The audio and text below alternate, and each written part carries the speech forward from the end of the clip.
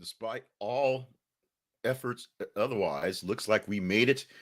It is Friday, November the 11th, 2022. It is Veterans Day. That will come back up again. If you are a person who served in the military or first responders such as Coast Guard or police or fire in that case, we salute you, not officially for the first responders, but hey, we're all brothers. We're all doing the same things. Congratulations. I served my time in the Air Force. I sent a shout out to my father, aunts, uncles, cousins, plenty of folks who are serving now or have served in the past, and lots of friends as well. So go out and get that meal on the day. We'll talk about that as well later on too. But in all seriousness, thank you so much for being a part of what we do here at the Conversation Project and for this thing here, things you might have heard. We're going to give to you 8 stories from the past 30 hours that you deem most conversational, things you can take along with you on your coffee chats in the morning, getting things started. So hopefully you are going to have a great day, good for a great weekend.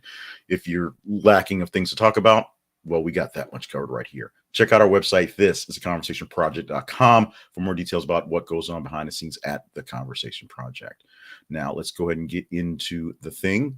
Our first story we want to bring in right now, and this is a story that hasn't really gotten a lot of coverage because it hadn't been a major tropical storm hurricane issue, and now what is now tropical depression Nicole, as we posted this, was weakening tropical storm Nicole nears Orlando overnight after overnight landfall as a hurricane.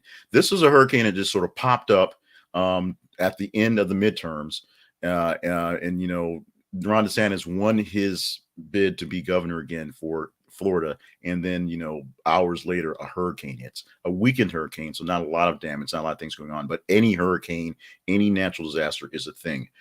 So at this moment right now, it's down to a tropical depression, but it hit as a very low rate hurricane, turned to a tropical storm very quickly, and it's getting a lot of rain in those cases. Right now, one of the biggest sufferers of the issue with this Nicole, and I called it Ian early on when talking about it, so I apologize for that. Biggest sufferers of Nicole is, oddly enough, Tiffany Trump, who has a wedding this weekend at Mar-a-Lago, and the rain may be an issue. If that's the biggest issue we have with Tropical Storm Nicole, Tropical Depression Nicole, the big old rainstorm, then we're doing pretty good, at least for this week. Let's move on to story number 2. Plaintiff in Biden student debt lawsuit had PPP loan forgiven. Go to the link we have on this one on the Intercept and go deeper into this one. What we're finding is a lot of two-faced people, a lot of hypocrites, a lot of things going on. And this is one case right here. The plaintiff in this case, who's bringing a lawsuit against Brandon, which is why Brandon is in the teaser thing, is a person who got a PPP loan during the beginning of the pandemic stuff. Those, of course, were created by Donald Trump, if you will, but all the forgiveness stuff happened on the tail end of that and on the beginning of the Biden administration. He had a loan given to the government that was forgiven. Most of those things were low interest anyway, and the bulk of them ended up, if you didn't go to jail for them for fraud, just got wiped out. That's what happened with the PPP loan program. This person got a loan and was forgiven, but he doesn't want student debt forgiven because that would be wrong. This is a pause for effect. For anyone listening to it on not watching the video, I'm standing here staring at the screen for effect. So bear with me, just so you know, this isn't dead air. We didn't lose the feed. This is a bit of pause effect. So let's get a little more pause for effect here. Then I usually take a sip of coffee since it's just been sitting here. Take a deep breath to get yourself back in things, and we're going to move on. Moving on. A federal judge strikes down Biden's student loan forgiveness. Hey, that looks familiar as well. So, while someone's already suing for Brandon to fail this one, guess what? The hold that's on the student loan forgiveness is basically done at the moment. Done for the moment anyway. How's that for a double dip on that one? Joe Biden's plan to give some relief to millions of people suffering from crushing debt that have to basically start being paid again in a couple months, is failing on 2 fronts. One, some people don't want him to have it. And 2, a judge has basically struck it down anyway because it just doesn't fit the bill. What's going to happen? Well, to all the people who've already applied for it and we're looking for that money to disappear on the 1st, we'll see what happens. Of course, appeals, but we already know that this thing is already kind of pushed back because, like we said, people are suing because they don't think it's right. People who have paid off their loans have a right to complain about it, but at the same time, they can also help out by having forgiveness and having a little bit of love in their heart for what's going on in that case. How that happens, I don't know. U.S. CPI rose 7.7% in October, falling below estimates. This is money talk. This is economy talk. This is telling us that the economy not doing so great. Click on the link and go deeper into the story, and you can understand what the CPI is, what's happening, and why things are such a wreck here, all because it doesn't look like it should be. People are going to work, people are going outside, people are doing things, yet they're still not full shelves at grocery stores. There's still people who are complaining about coming into the office and want to do remote work. There's still people who just don't seem to want to go get a job. So they don't count towards unemployment. So those are numbers that we don't really understand. This is a bit more complicated and more detailed than you might want it to be. So in order to make that happen a little bit better, check out the link that we have for the story and go deeper into this one. You can check links to all the stories and go deeper into them anytime you want to. And of course, sign up for our newsletter so you get this about 6:10, 6:15 in the morning with all the links there ready for you and the replay of the video. Doja Cat pleads with Elon Musk after being stuck with Christmas name on Twitter. This is a simple thing. Doja Cat has a Christmas album thing going on, and so changed her name to Christmas in her Twitter feed because, while you could do that, you can change your actual display name and what's going on. Over the weekend, as people were basically all changed their name to Elon Musk, they did a little jiggly thing to make sure that you can change your names just at random. And after Doja Cat had changed her name to Christmas and was like, I'm done, let's go back to Doja Cat, she spent the weekend as Christmas because she couldn't. She sent a laden tweet towards Elon Musk because she couldn't change it into Christmas, basically saying F Elon Musk. So they fixed it for her, and it's fixed for all of us right now. But there's still some back and forth on what we're doing with our verification and ability to do stuff. I think there's going to be a dual level thing at the moment. There's like a blue check and a gray check and turquoise check, maybe, I don't know. But there's going to be some issues with this whole verification thing. And this is just one example. And it's a funny example from a famous person, but it's an example of some of the things that are unintended consequences that may bring about some bad consequences. Chris Rock set to become first comedian to perform live on Netflix. Netflix is going to do a live streaming special very soon, and Chris Rock will helm that thing. Check out the link for that for more details coming forward on that one. This is cool. Section of destroyed shuttle Challenger found on ocean floor. One of the biggest events of my lifetime was watching the explosion of the space shuttle Challenger because it happened when I was in the sixth, seventh grade or so. And it was one of those things where, because this program was still fairly new, I guess. It started in the early 80s, but by the time it came, it was still a big going thing. It was part of NASA and education. There was a teacher on there who was going to go to space and teach us kids some stuff. And many schools watched it live. I happened to be at lunch when it happened. So when we got back to class, the other kids who did watch it live got to tell us what went on. It was a big freaking deal and a big state of trauma, if you will, for some cases. Before we had all the crisis things and bringing in counselors for all the things happening, this was something that was that had to be explained on the TV news at night on what the actual implications were. A section of that shuttle was found on the ocean floor a few days ago, and we're getting a chance to maybe see more about what happened in the aftermath when things kind of blow up in the air.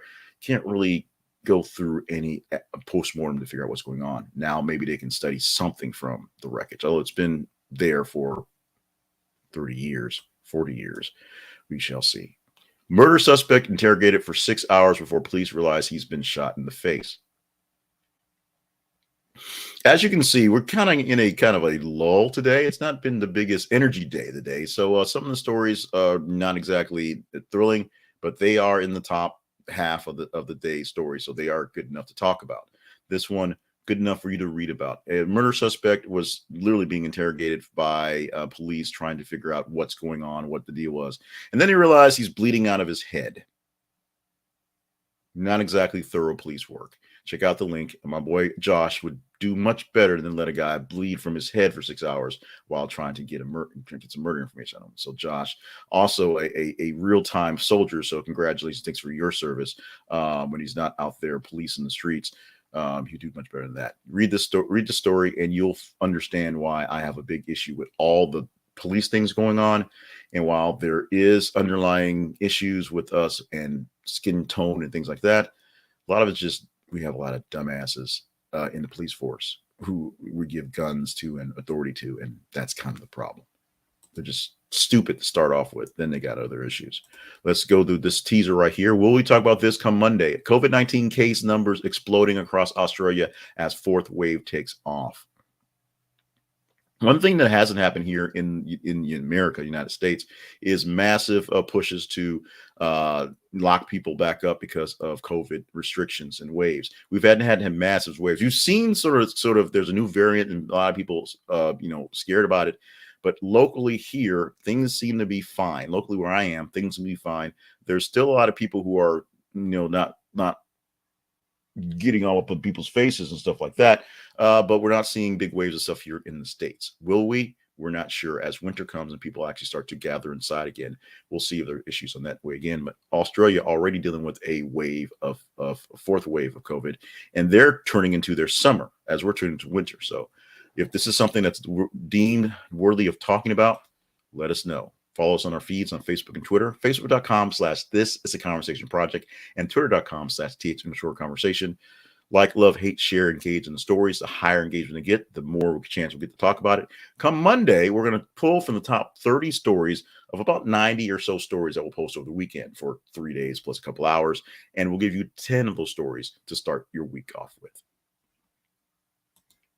We want you also to start your week off with maybe a little cheddar in your pocket. Now, Robinhood has not been doing so great lately as a company, so we're going to say that right now, but it's still out there, still kicking. And if you are willing to step into the world of investments, if you've not done it yet, or if you need to find some place to transfer some of your smaller investments, Robinhood is a great place to go.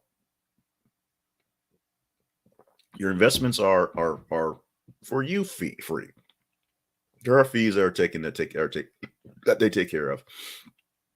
But most of your investment options are free, and there's plenty of great tools to work with. Plenty of ways to actually make money in the economy using this app as well. Their savings accounts and money market accounts are paying pretty high, which is good. They also have ability for you to loan out your stocks that you own for other people in different venues, which earns you money on top of that. That is good. You can buy, sell, and trade your crypto. Not so great, but you can do that. And you can, of course, buy regular stocks and bonds. The biggest issue with Robinhood and a lot of these brokerages right now is the crypto thing. Crypto is the sort of secret sauce and help people make a lot of money fast. Crypto is crashing badly. So I would not suggest grabbing your Robinhood to go unload some Ethereum, because that's not the best way to go these days. But if you're new to the markets and want to see how things work out, you don't have to spend thousands of dollars. You can spend $5, $10, $15 at a time on what you want. Check out our link at thisisaconversationproject.com/Robinhood. This is a conversationproject.com/Robinhood. This affiliate link will allow you to get in for free, because it's free. They'll also offer you a free stock for signing up, and we get a bit of a cutback for you joining using our link here.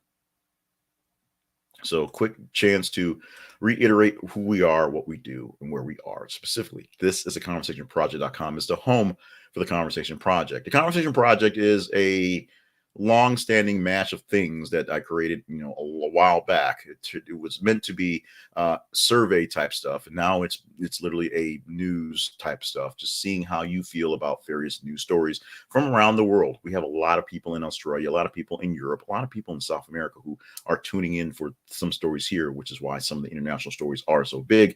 But we thank you so much for joining us wherever you happen to be. Follow us on our feeds, as we say, on Facebook and Twitter.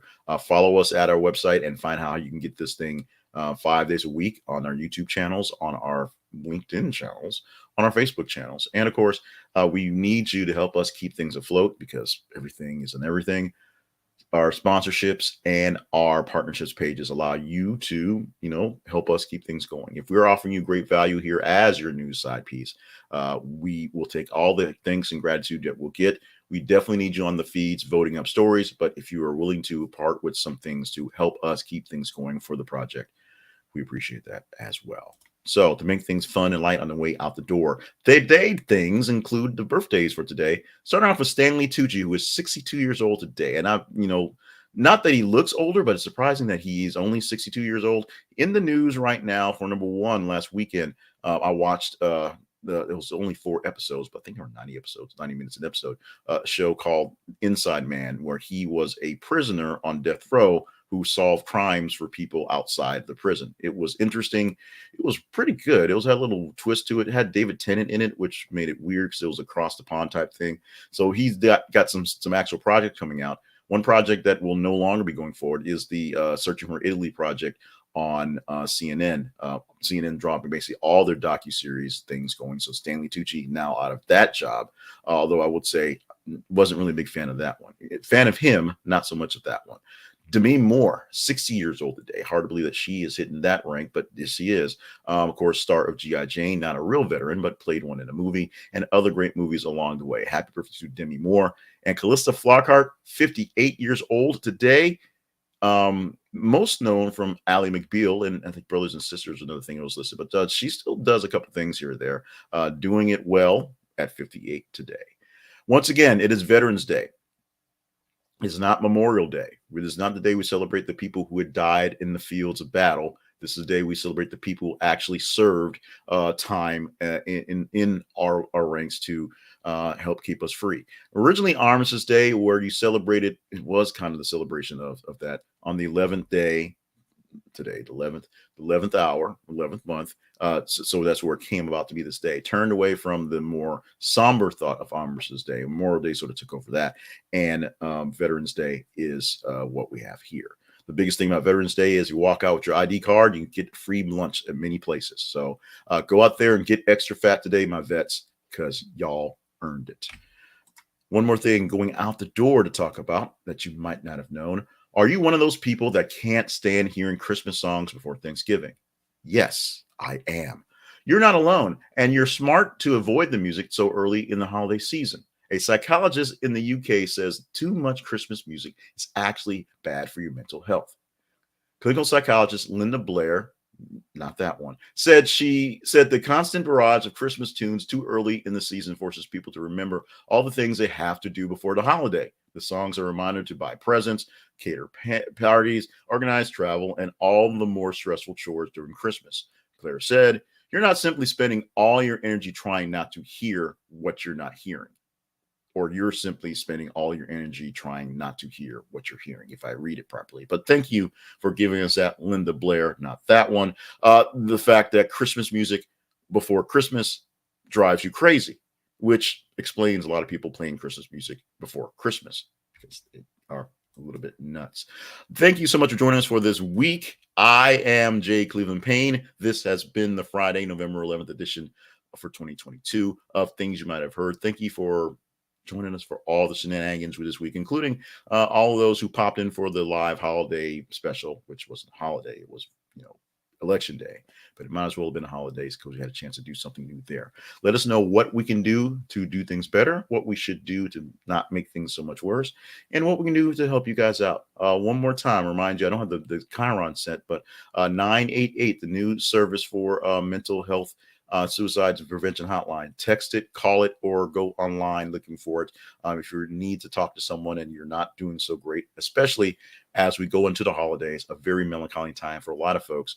988 on your cell phone will get you someone to talk to 24 hours a day. Stay hydrated, stay limber, and stay on task. We need you here for all those great things you're here to do. Stay with us all weekend long, checking the feeds for all the stories popping up, and we will have a good set of 10 stories Monday morning, 10:50 a.m. 5:50 a.m. where we'll do this on these channels plus the expanded versions of my regular Jay Cleveland Payne channel. So let's take a break away from this.